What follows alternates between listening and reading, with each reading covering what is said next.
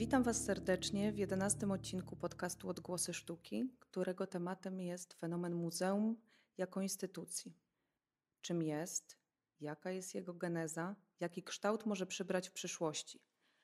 O tym porozmawiam z wyjątkowym gościem, profesorem Krzysztofem Pomianem, autorem monumentalnego, 3-tomowego dzieła Muzeum Historia Światowa, opublikowanego przez francuskie wydawnictwo Gallimard.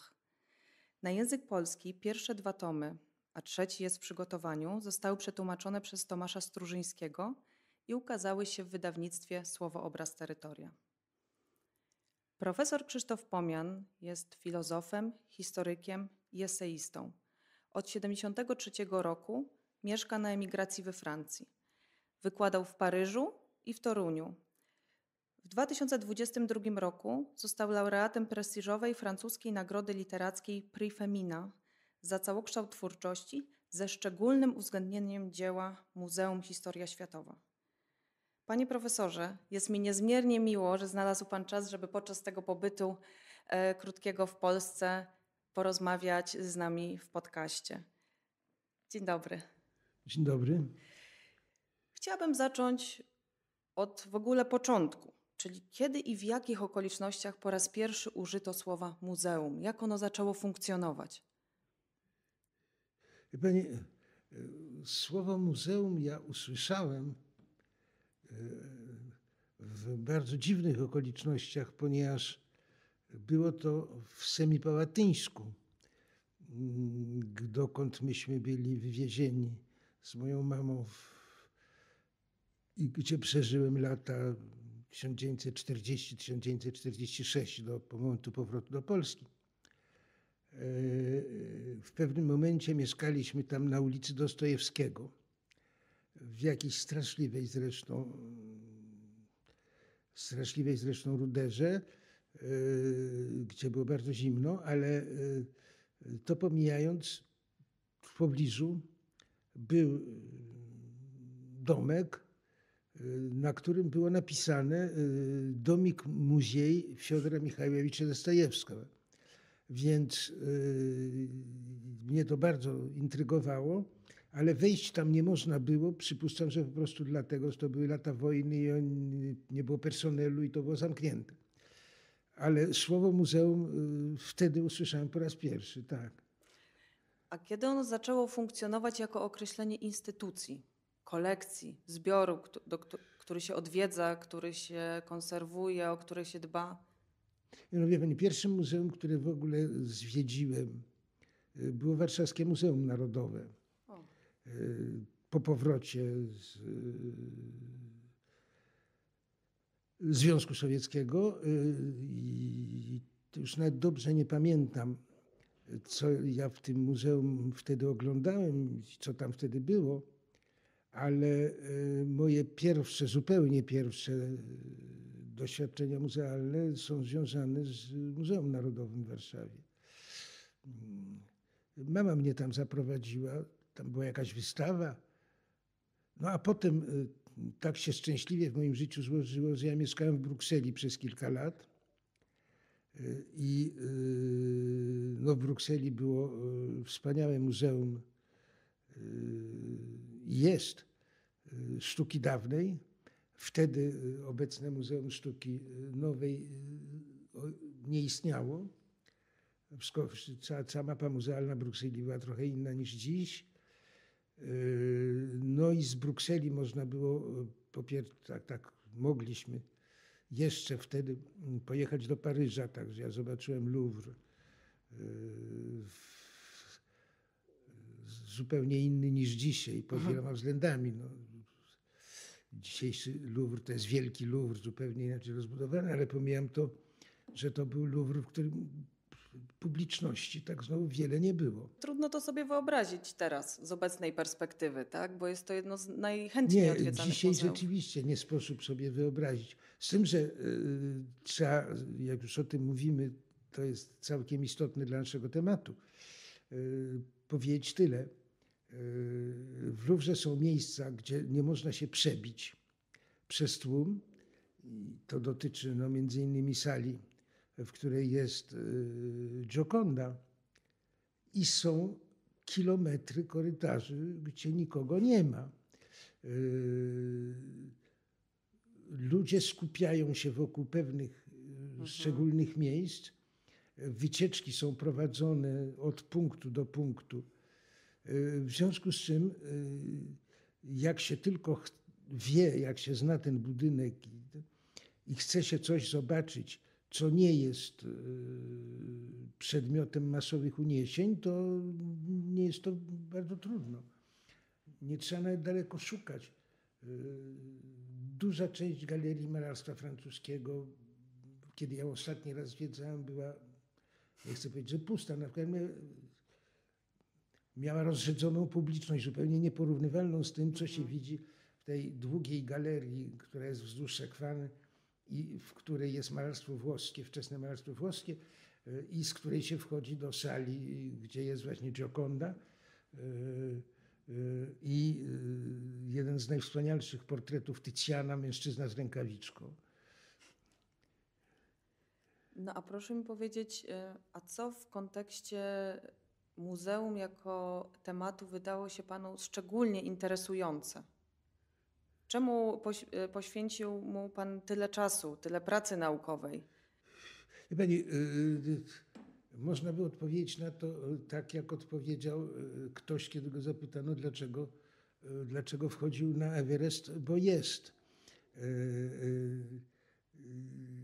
W jakimś sensie od pewnego momentu, bardzo szybko, ja sobie zdałem sprawę, że wreszcie żadnej przyzwoitej książki o muzeach nie ma, przynajmniej w moim rozumieniu tego, co by było przyzwoitą książką o muzeach. Były książki o poszczególnych muzeach, oczywiście. Też zresztą, jakby popatrzeć na daty ich wydania, to można zauważyć, że tutaj coś się zaczęło zmieniać w latach 70., 60., 70. Ale porządnej książki o muzeum jako zjawisku, w jego ogromnej różnorodności tematycznej, geograficznej, czasowej, takiej książki nie było. A ja chciałem ją przeczytać. Więc ponieważ nie mogłem jej przeczytać, to musiałem ją napisać. To też nie była decyzja łatwa właściwie, jeśli w ogóle można tu mówić o decyzji.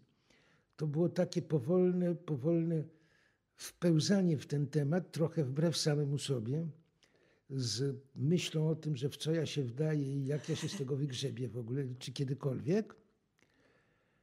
Zanim w jakimś momencie już było jasne, że ta klamka zapadła i nie ma co udawać przed samym sobą, że nie, trzeba już, jak się mówi, wziąć byka za rogi, ale to przyszło relatywnie późno.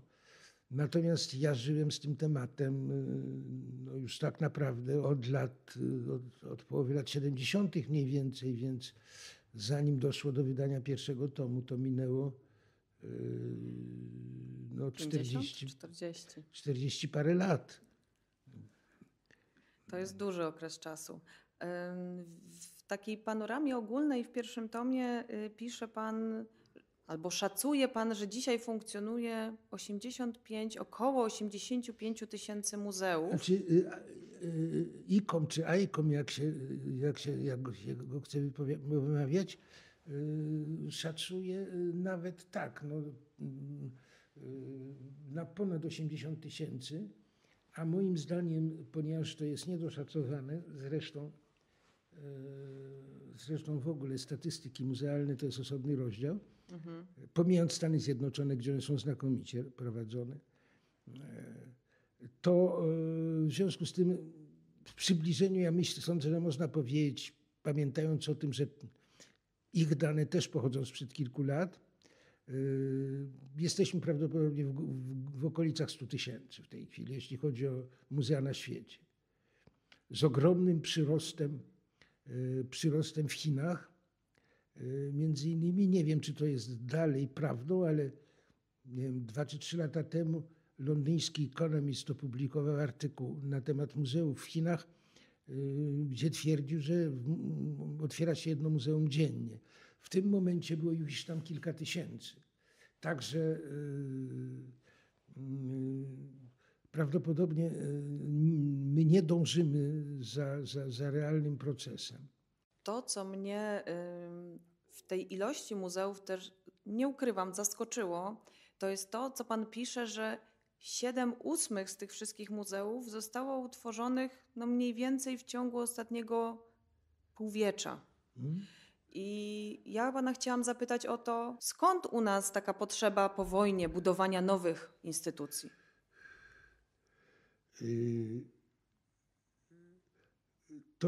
To nie jest prosta odpowiedź. Nie ma bardzo prostej odpowiedzi na to pytanie, bo trzeba wtedy sięgnąć do tego, czym jest muzeum w naszym społeczeństwie. Czym się stało, bo to jest też dość skomplikowany proces, który się zaczyna w XVI wieku i muzeum w trakcie przeżyło różne metamorfozy. Ale tak czy inaczej muzeum było zawsze związane, właściwie w jakimś sensie od początku, co nie znaczy, że zainteresowani sobie z tego zdawali sprawę, związane z postępami procesu zeświadczenia świata, sekularyzacji, jak kto chce, tak niech to nazywa, które to zeświadczenie świata łączy się z pewną bardzo istotną zmianą postawy jednostek i społeczeństw wobec czasu. To jest przejście, ja to nazwałem kiedyś w innej książce, prześrodkowaniem czasu. Ten punkt ciężkości czasu, którym przez wieki była przeszłość, i to nawet odległa przeszłość, przesunął się stopniowo ku przyszłości. Nasze społeczeństwa są społeczeństwami zwróconymi ku przyszłości. Znowu używając niezbyt eleganckiego terminu, futurocentrycznymi. I mnożenie się muzeów jest z tym bezpośrednio związane, ponieważ muzeum jest instytucją zwróconą ku przyszłości.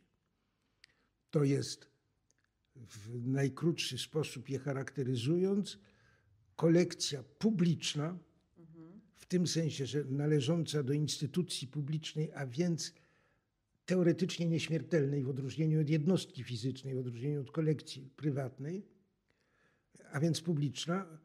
Publiczna również dlatego, że otwarta dla publiczności na jakichś określonych zasadach. Pojęcie publiczności będzie ulegało historycznie różnym zmianom, ale to jest inna sprawa. To otwarcie dla jakiejś publiczności jest konstytutywne dla muzeum. Muzeum jest nadal kolekcją świecką, bo były oczywiście kolekcje o innym charakterze. Jest kolekcją świecką i jest kolekcją, która ma być przekazana w dowolnie odległą przyszłość. W dowolnie odległą przyszłość. Ponieważ ma być przekazana w dowolnie odległą przyszłość, więc musimy się zajmować konserwacją obiektów i wkładać dużo czasu, inwencji i pieniędzy w coś, co niektórym ludziom może się wydawać zupełnie absurdalne. No, po co właściwie konserwujemy te przedmioty? Ale my nie dość, że konserwujemy te przedmioty, to jeszcze w dodatku musimy je pokazywać każdorazowej teraźniejszości. No, przyszłość ma to do siebie, że składa się jak gdyby z ciągu różnych teraźniejszości. W związku z tym powstaje napięcie, które każdy konserwator muzealny zna, między wymogami konserwacji, które najlepiej by wymagały tego, żeby zamknąć to wszystko w bunkrze o stabilnej temperaturze, wilgotności i tak oświetleniu i tam trzymać. To by się bardzo dobrze konserwowało, tylko publiczność by nam tego nie darowała. W związku z tym musimy to wystawiać i musimy szukać kompromisów. Więc oczywiście jak się ich szuka, to się je znajduje i wszyscy wiemy dobrze, że pastele trzeba oświetlać tam nie więcej niż 40 luksów i tak dalej i temu podobne. Jest mnóstwo takich rzeczy, które składają się na duży zespół praktycznej wiedzy każdego człowieka pracującego w muzeum. Bardzo zależne to jest oczywiście od natury przedmiotów. No, granity i porfiry znoszą to wszystko znacznie lepiej niż papier i tkanina. No, ale to wszystko jest odpowiedzią, teraz już mogę ją zamknąć w jednym zdaniu, muzea się mnożą, dlatego że ludzkość staje się coraz bardziej właśnie futurocentryczna. Że to dotyczy nie tylko, jak kiedyś, uprzemysłowionego czy już postprzemysłowego Zachodu, ale to się rozchodzi. I Saudyjczycy mogą być bardzo przywiązani do swoich tradycji religijnych i innych, ale otwierając muzea, co jest całkowicie sprzeczne z ich tradycją, oni nawet nie zdając sobie sprawy z tego, wpuszczają konia trojańskiego do siebie, ponieważ muzeum jest z jednej strony wyrazem właśnie tej orientacji przyszłościowej, ale z drugiej strony ono kształtuje, ono wychowuje w tym duchu i w związku z tym ono jest samo czynnikiem procesu, którego jest produktem. Jak już zaczęliśmy mówić o przyszłości, to w kontekście muzeum na pewno ważne byłoby pytanie, jakie stoją przed muzeum wyzwania dzisiaj, a jakie są zagrożenia, którym muzeum musi stawić czoła z pańskiej perspektywy? Wie pani, to jest bardzo dobre pytanie. I po pierwsze, co też trzeba odnotować, gdybyśmy rozmawiali 50 lat temu, a nawet może 30 lat temu, to pytanie prawdopodobnie by z ust pani nie padło, bo właściwie no niby wtedy jakie zagrożenia? Oczywiście są normalne zagrożenia, wszyscy wiemy. Wojny, pożary, klęski żywiołowe. Muzea są na to narażone jak wszystko inne i niezależnie od wysiłków wkładanych i w budownictwo muzealne, i we wszelkie możliwe zabezpieczenia, to zawsze coś się jednak może zdarzyć. Więc to jest normalne, o tym wiemy, o tym wiedzą firmy ubezpieczeniowe jeszcze lepiej niż my, bo im za to płacą. Ale teraz, kiedy rozmawiamy w roku 2023, sytuacja jeszcze uległa, jeśli tak można powiedzieć, pogorszeniu. Przeżyliśmy pandemię. Pandemia w jakimś momencie wydawała się bardzo groźna dla muzeów. W sumie muzea z niej wyszły obronną ręką. I to, co niepokoiło wielu obserwatorów, mnie zresztą też, czy publiczność odnajdzie drogę do muzeów. Otóż wiemy już dzisiaj doskonale, że odnalazła i to jak? Z nawiązką. Dokładnie. Z nawiązką. Więc ta obawa znikła, a wraz z nią znikła obawa, że ponieważ w trakcie pandemii dokonał się ogromny, czy przyspieszył się, zaczęty już wcześniej, proces digitalizacji zbiorów i udostępniania ich online, mówiąc czystą polszczyzną, to była też obawa, że ludzie będą woleli siedzieć u siebie w domu przed ekranem niż pójść do muzeum. To się nie sprawdziło. Ja zresztą zawsze uważałem, że to jest całkowicie zbyteczna obawa. Natomiast pojawił się zupełnie nowy problem, znaczy nie taki zupełnie nowy, którym to problemem jest, nazwijmy to, ideologia ekologistyczna. Ideologia ekologistyczna, ja to odróżniam od ekologii jako dyscypliny naukowej, dla której jestem z całym szacunkiem i uznaniem, ale ideologia ekologistyczna, z którą dzisiaj mamy do czynienia i która może w Polsce jeszcze nie stała się tak wyzywająco obecna jak w innych krajach, na przykład we Francji, ale nie tylko. Ideologia ekologistyczna jest ideologią, która z grubsza rzecz biorąc głosi taki oto pogląd, że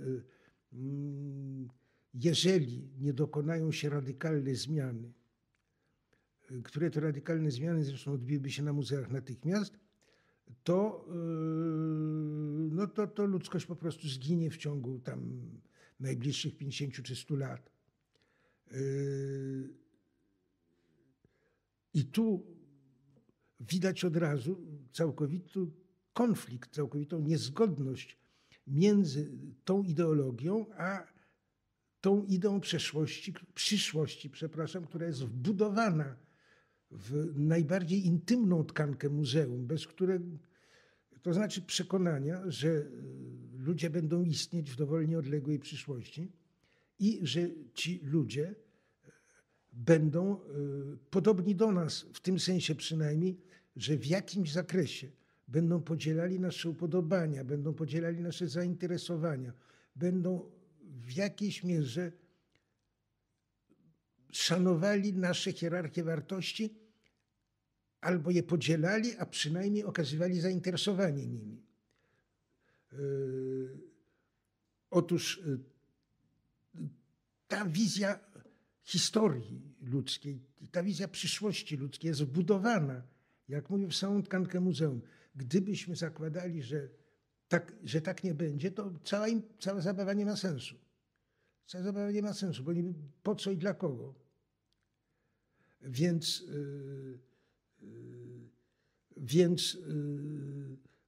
z chwilą, kiedy przyjmuje się jako postawę, jako przekonanie, że nic takiego nie będzie miało miejsca, to znaczy, że tych ludzi, których my zakładamy, że będą istnieć, po prostu zwyczajnie nie będzie, muzeum traci rację bytu. I oczywiście efekty tego, moim zdaniem, są już w jakiejś mierze widoczne, znaczy efekty tej postawy. Jeżeli przychodzi się do muzeum i oblewa się sosem pomidorowym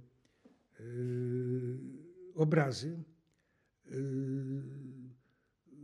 po to, żeby zwrócić uwagę na to, jakie katastrofy nam grożą, to niezależnie od tego, że oni następnie się tłumaczą, że oni wybierają takie obrazy, które są pod szkłem, żeby nie zaszkodzić, a to są oczywiście kpiny, pomijam już to, że wszyscy dobrze wiemy, że nie ma, pomijając specjalne witryny klimatyzowane i hermetyczne, żaden obraz, jak jest pod szkłem, nie jest chroniony od tego rodzaju incydentów. Jeżeli pani go poleje wodą, to ta woda gdzieś tam przeniknie.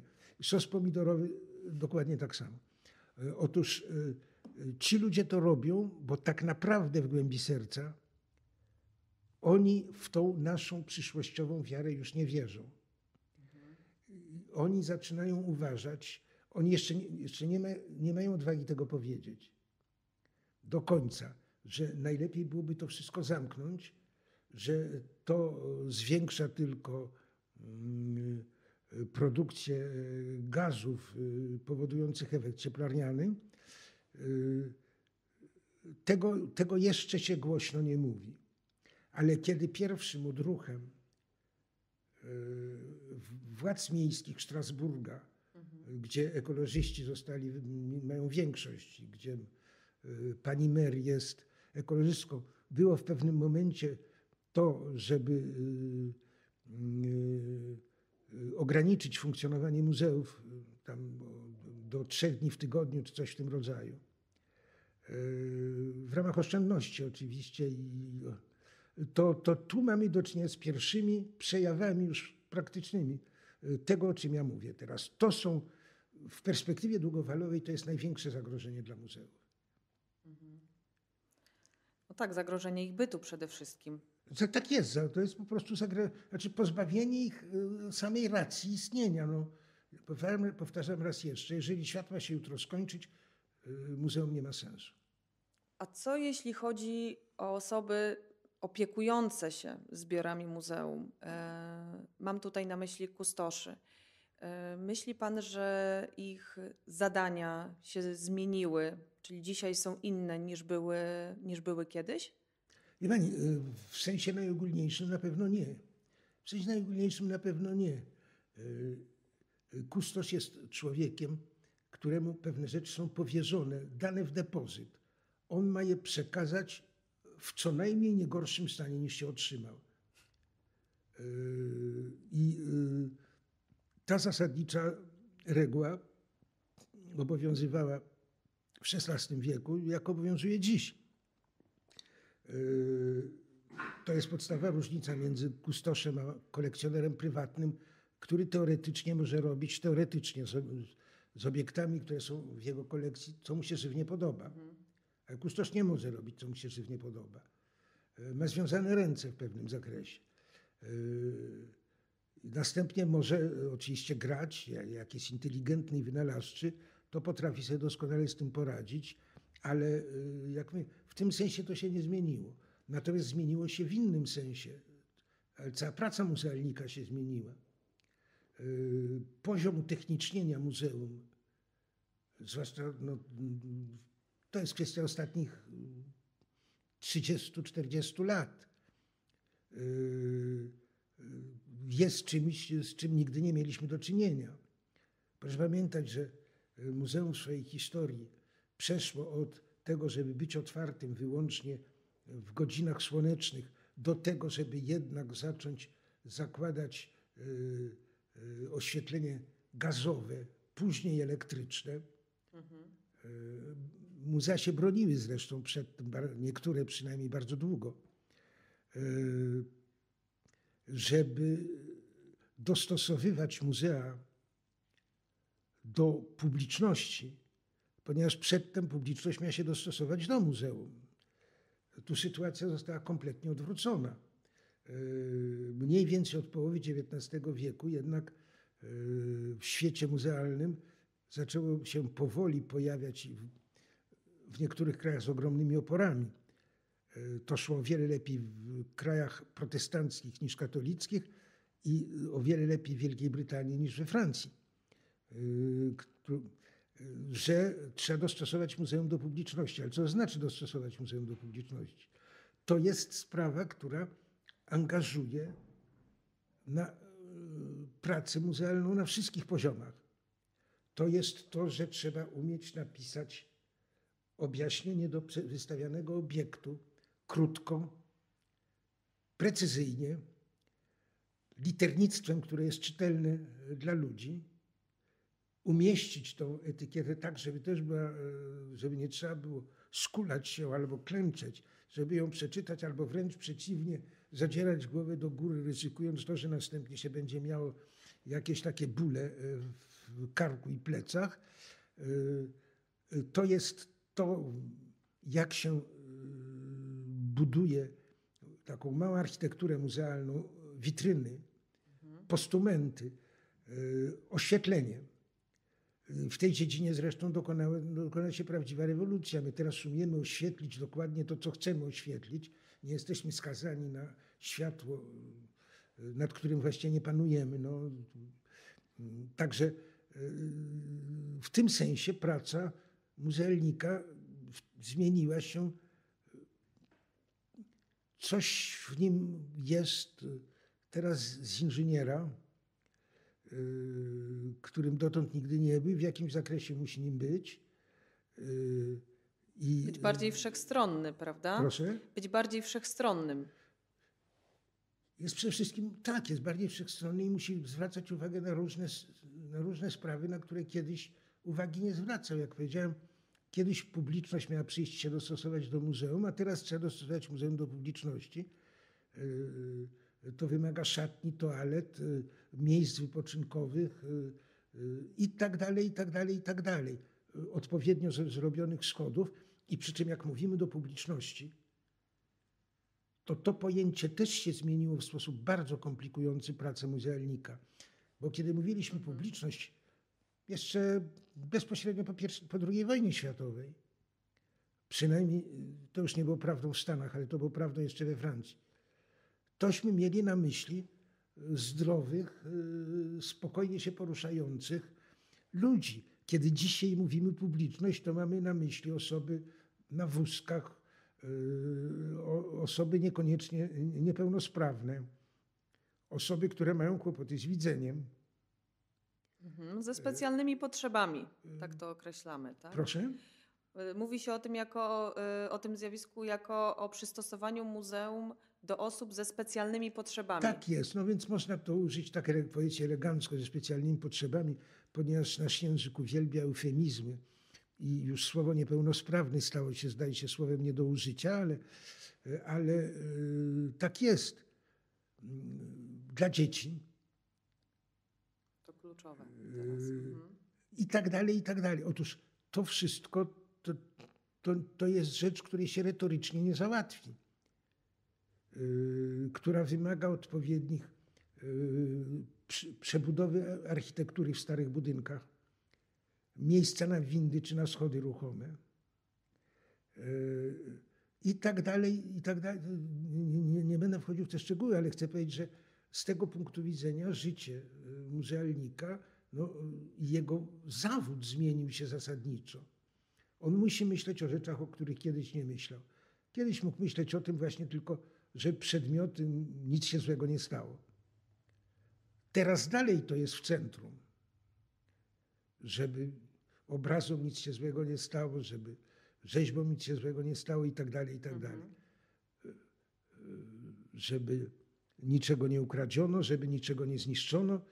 Zawsze mamy do czynienia gdzieś tam z jakimiś wandalami i trzeba na to uważać, ale do tego doszła ogromna wiedza, zarazem techniczna i społeczna,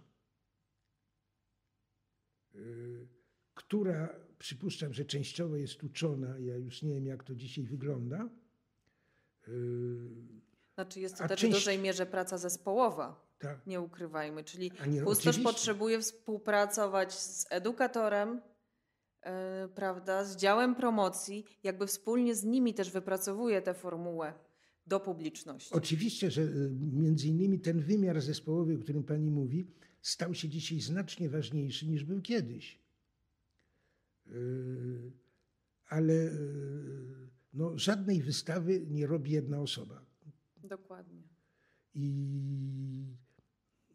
A tym bardziej oczywiście muzeum, więc także tu pojawiły się zupełnie nowe problemy w ciągu ostatnich lat. A mówimy o osobach, które nie są do końca przekonane do idei muzeum. Czy uważa pan, czy ma pan jakąś taką radę, jak te osoby zachęcić?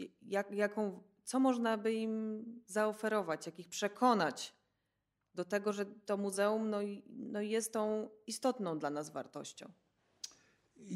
Ja jestem moje poglądy tutaj uległy, zdaje się, zmianie. Ja jeszcze do końca może sam sobie z tego nie zdaję sprawy. Ale ja się zacząłem zastanawiać kiedyś, czy jeżeli są ludzie, którzy oszczędzają na tym, żeby kupić za 20 euro bilet do muzeum, ale nie oszczędzają na tym, żeby wydać 200 euro za bilet na mecz piłkarski czy na koncert rockowy. 200 euro to jeszcze i tak chyba mało w tym zakresie, ale ja źle się tutaj znam na tych cenach. To czy my mamy ich przekonywać do tego, żeby oni chodzili do muzeum? To jest moje pytanie, dokładnie. No tak, więc ja przyznaję uczciwie, nie wiem, ileś tam lat temu odpowiedziałbym bez wahania tak, oczywiście. Ale teraz ta postawa oświeceniowego kulturträgera, który usiłuje narzucać wszystkim swoją hierarchię wartości, jakoś we mnie osłabła, czy też zupełnie przeszła i zacząłem mieć wątpliwości co do tego. Być może, będę zdaje się mówił herezję, I mam nadzieję, że jeszcze potem zostanę wpuszczony do muzeum w Krakowie,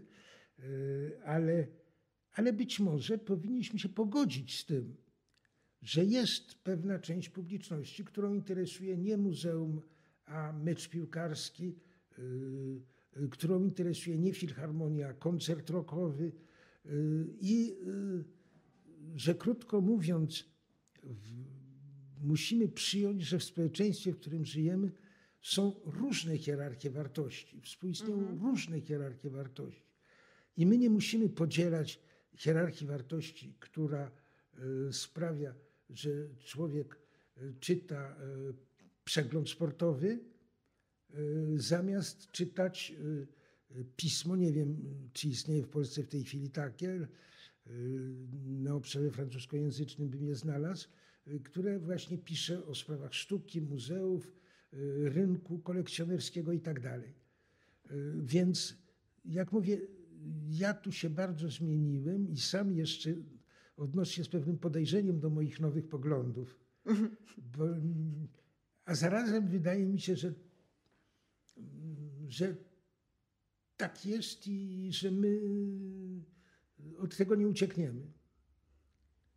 Na koniec chciałam pana zapytać o kształt i formułę Muzeum Sztuki Współczesnej. To jest muzeum, które jest mi bliskie, w którym pracuję od początku w zasadzie mojej kariery zawodowej.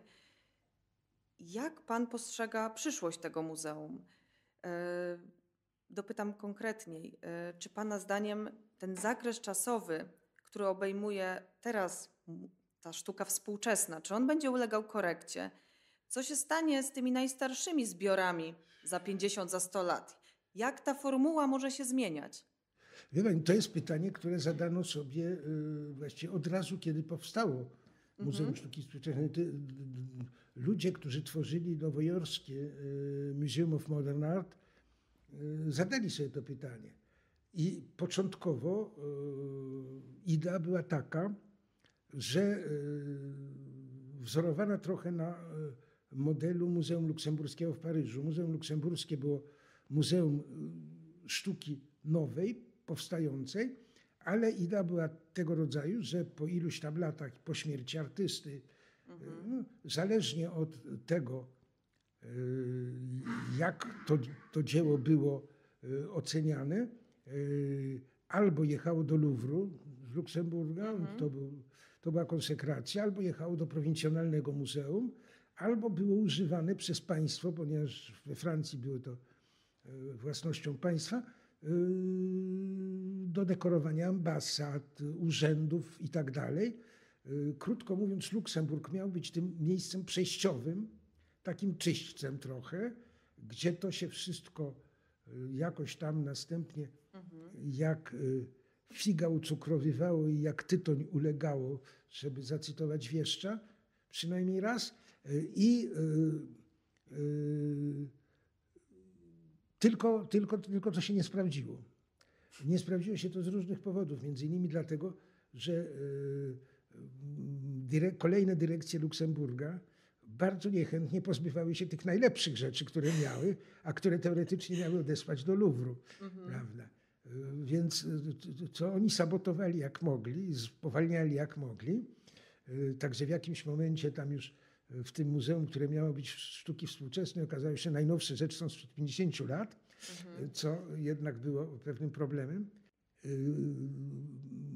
Kiedy MoMA powstawała, to oni nawet rozważali też, oni mówili explicite o wzorze, jakim jest Luksemburg, Muzeum Luksemburskie właśnie dla nich, ale dokładnie tak samo nic z tego nie wynikło.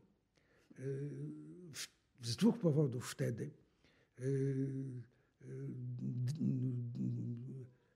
Rada Powiernicza Metropolitan Muzeum składała się z osób, których gust był tak konserwatywny, że to, co wtedy wystawiała MoMA, było nie do przyjęcia po prostu, więc oni tego nie chcieli. A ludzie z Muzeum Sztuki Nowoczesnej nie mieli, prawdę mówiąc, nie mieli głębokiego przekonania do tego, żeby cokolwiek oddawać. Teraz od tego czasu minęło wiele lat i ten problem nie znalazł żadnego rozwiązania. I prawdę ja nie pretenduję do tego, żeby w ogóle mieć jakiekolwiek sprecyzowane poglądy. Faktycznie potworzyliśmy, i to w ogromnych ilościach w ciągu ostatnich 40-50 lat, różnego rodzaju centra sztuki nowoczesnej. One się nie nazywają, przeważnie nawet nie używają słowa muzeum w swojej nazwie, które służą w jakiś sposób rozwiązaniu tego problemu. Dla mnie nie ulega kwestii, że i tutaj, jak mówię, ten wzór nowojorski jest bardzo przekonywający, ale również wzór paryski. Muzeum Sztuki Nowoczesnej paryskie, skomplikowane początki, no ale w każdym razie już od razu po II wojnie światowej zaczęło już funkcjonować w sposób ciągły i systematyczny. Zbiory są ogromne. Oni stale żonglują właściwie z tym, żeby mieć tą najnowszą sztukę, ale to trzeba mieć miejsce. A jak wiadomo, miejsce jest najcenniejszą, najdroższą i najrzadszą rzeczą, jaką muzea dysponują. Prawda? Miejsca zawsze brakuje. Nigdy go nie jest dość. Magazyny są zawsze za małe. Tak, ale nie można, ale z drugiej strony nie możemy zamienić wszystkich miast europejskich wyłącznie w miejsca składające się z muzeów. Więc nie wiem, jak ten problem można rozwiązać.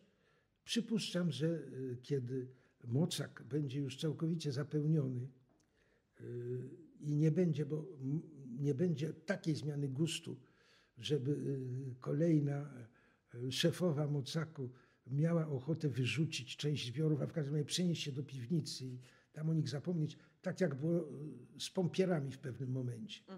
W pewnym momencie pewna sztuka została zdewaloryzowana i po prostu odesłano ją do magazynów i gdzie przeleżała sobie następnie przez bardzo wiele lat,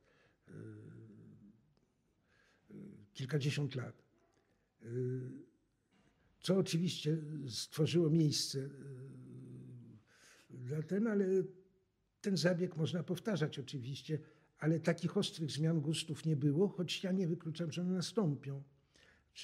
Moja prywatna diagnoza, która nie przysparza mi popularności w pewnych kołach, jest taka, że sztuka lat 60., 70.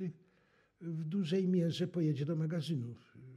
To, co się rysuje w tej chwili, to jest odchodzenie od tego wzorca, poczynając od ówczesnego przekonania, że malarstwo się skończyło.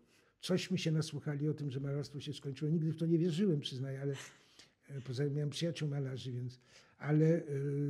Ale my dzisiaj wiemy, że malarstwo się nie skończyło. Zaczyna się na nowo i bardzo świetnie w niektórych przypadkach. Więc